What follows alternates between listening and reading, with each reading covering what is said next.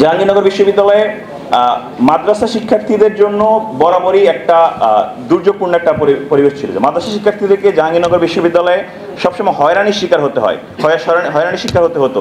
তাদেরকে মাদ্রাসার আইডেন্টিটির জন্য ভাইবা বোর্ড কিংবা এর আগেও যে প্রসেসগুলো সেগুলোর মধ্যে কোটা ফেস করা কিংবা আরও অনেক ডিফিকাল্টিস ফেস করতে হতো। এটা তো আসলে কোনোভাবেই একটা বিশ্ববিদ্যালয়ের মানদণ্ড ছিল না।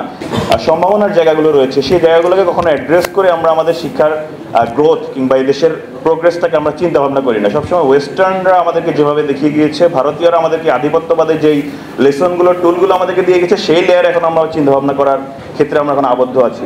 এখন একটা দেশের শিক্ষা ব্যবস্থার জন্য এটা অত্যন্ত জরুরি যে আমরা আসলে যখন বিজ্ঞান পড়াবো শিক্ষার্থীদেরকে বা ইতিহাস পড়াবো, আমরা আসলে কাদের ইতিহাস পড়াচ্ছি, কাদের বৈজ্ঞানিক ইনভেনশনগুলো আমরা আসলে ইন্ট্রোডিউস করাচ্ছি।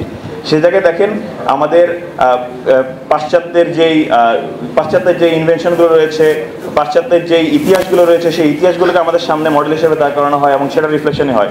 কিন্তু এদেশের যে সংখ্যাগরিষ্ঠ মুসলিম যারা নিজেদের জীবন বাজিয়ে রাখতে চায় যে কোনো ধর্মীয় একটা আদর্শের জন্য, সেই ধর্মীয় আদর্শের কোনো প্রকার রিফ্লেকশন কিংবা নৈতিক রিফ্লেকশন কিন্তু আমরা কোনোভাবে আমাদের শিক্ষা ব্যবস্থায় দেখতে পাই না। বিশ্ববিদ্যালয় সর্বোচ্চ বিদ্যাপীঠ, সেই বিদ্যাপীঠে যারা অধ্যয়ন করি তাদের মানসিকতাগুলো দেখেন। বিশ্ববিদ্যালয়ে অনেক শিক্ষক রয়েছে যাদের CG4 নিয়ে তারা শিক্ষকতা করছেন, কিন্তু একই সাথে তারা নিপীড়ক, একই সাথে তারা বিশ্ববিদ্যালয়ের সবচেয়ে বড় দুর্নীতিবাজ, একই সাথে বিশ্ববিদ্যালয়ের এমনকি ধর্ষকও রয়েছেন, নারী নিপীড়ক রয়েছেন। তাহলে আসলে শিক্ষার গুণগত কাঠামোগত জায়গাটায় পরিবর্তন করার প্রয়োজন অনেক। তার মানে গোড়ায় ফল্ট রয়েছে। নৈতিকতা বিবর্জিত যদি কোনো শিক্ষা থাকে, সেই শিক্ষা আসলে জাতির জন্য কোনো আউটকাম দিতে পারে না। উনি বিশ্ববিদ্যালয়ের শিক্ষক হয়েছেন, এটা একটা ওনার সফলতার মানদণ্ড, কিন্তু সফলতার মানদণ্ডটা ওনাকে কি দিয়েছে? জগতের জন্য অভিশাপ দিয়েছে। সুতরাং নৈতিকতা কিংবা খোদাভীরু শিক্ষার যেই অ্যাবসেন্স কিংবা ম্যাটেরিয়ালিস্টিক এডুকেশনের যেই আধিক্য, এই আধিক্য যদি আমাদের দেশে বিদ্যমান থাকে, আমাদের যে ঔপনিবেশিকতা কিংবা ভারতীয় আধিপত্য, সব আধিপত্যের কারণে আমরা আমাদের দেশের বাংলাদেশ হিসেবে সামনে এগিয়ে যাওয়া আসলে আমাদের জন্য অনেক কঠিন হবে। এবং সম্ভাবনার জায়গাগুলো যদি আমরা এখন একটু চিন্তা করতে চাই, সম্ভাবনার জায়গায় আসে আগে এই নৈতিকতার জায়গাটা একটু আমি আমার বিশ্ববিদ্যালয়কে একটু কানেক্ট করতে চাই। জাহাঙ্গীরনগর বিশ্ববিদ্যালয়ে মাদ্রাসা শিক্ষার্থীদের জন্য বরাবরই একটা দুর্যোগপূর্ণ একটা পরিবেশ ছিল। মাদ্রাসা শিক্ষার্থীদেরকে জাহাঙ্গীরনগর বিশ্ববিদ্যালয়ে সবসময় হয়রানির শিকার হতে হয়, হয়রানির শিকার হতে হতো। তাদেরকে মাদ্রাসার আইডেন্টিটির জন্য ভাইবা বোর্ড কিংবা এর আগেও যে প্রসেসগুলো সেগুলোর মধ্যে কোটা ফেস করা কিংবা আরও অনেক ডিফিকাল্টিস ফেস করতে হতো। এটা তো আসলে কোনোভাবেই একটা বিশ্ববিদ্যালয়ের মানদণ্ড ছিল না। এই বিশ্ববিদ্যালয় এখন পর্যন্ত একটা শতকরা 90% বেশি মুসলিম আইডেন্টিটি ক্যারি করা একটা দেশের শিক্ষা প্রতিষ্ঠানে কোনো ইসলামিক সাবজেক্ট নেই। এখানে আসলে মানুষ, এর আগে উল্লেখ করেছিলাম যে তারা আসলে যে আদর্শের জন্য জীবন বিলিয়ে দিতে চায়, সেই আদর্শের কোনো যদি কম্পারেটিভ স্টাডি না থাকে, থিওলজিক্যাল স্টাডি না থাকে, এগুলো তো আসলে জাতির জন্য অনেক বড় একটা ভ্যাকুয়াম ক্রিয়েট করবে। সেই আদর্শের বিচ্যুতি ঘটার অনেক রকম সম্ভাবনা তৈরি হবে। সুতরাং এই জায়গাগুলোতে বিবেচনা করার প্রয়োজন রয়েছে আমার বিশ্ববিদ্যালয় এবং দেশের অন্যান্য বিশ্ববিদ্যালয়গুলোতে, যে নৈতিক শিক্ষার ইমপ্লিমেন্টেশনগুলো কোন অ্যাঙ্গেলে কীভাবে করা প্রয়োজন, সেই জায়গাগুলো অনেক বেশি দরকার।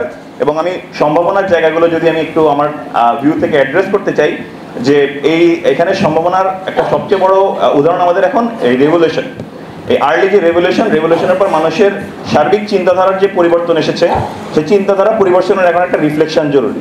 এই রিফ্লেকশনটা শুরু হয়েছে ছাত্র সংসদ নির্বাচনগুলো দ্বারা। ছাত্র সংসদ নির্বাচনের দ্বারা শিক্ষার্থীরা এখন স্ট্রাকচারালি যেগুলোকে রাইট মনে করে, রাইটগুলো যে এখন পেতে পারছে, সেটা একটা সম্ভাবনার জায়গা। এই জায়গায় এখন শিক্ষার্থীরা যদি তাদেরকে সেই পথে এগিয়ে নিয়ে যেতে চায়, বিশ্ববিদ্যালয়গুলো থেকে যদি সেটা শুরু হয়, আমার কাছে মনে হয় দেশের যে অন্যান্য যে শিক্ষা প্রতিষ্ঠানগুলো বা অন্যান্য যে হোল এডুকেশনাল সিস্টেম, সেই সিস্টেমে সেটা রিফ্লেকশনটা আসলে হতে পারে।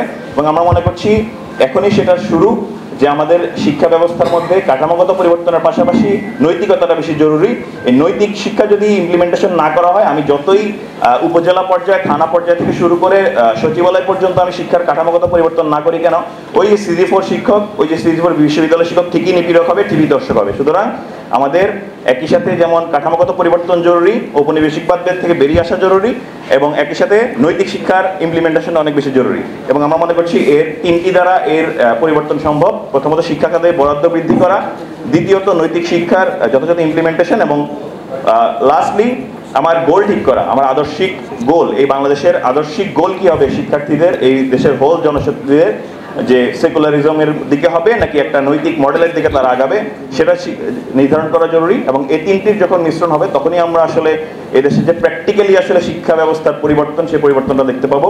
এবং এই দেশটা শুধুমাত্র যে রিসার্চফুল, আমাদের যে তলাবিহীন ঝুড়ির যে তকমা, সেই তলাবিহীন ঝুড়ির তকমাটা থেকে আমরা তলাটা আমরা সংযুক্ত করতে পারবো এবং সামনে এগিয়ে যাব, বিশ্বের বুকে আমরা মাথা উঁচু করে দাঁড়াতে পারবো ইনশাআল্লাহ। সবাইকে অসংখ্য ধন্যবাদ।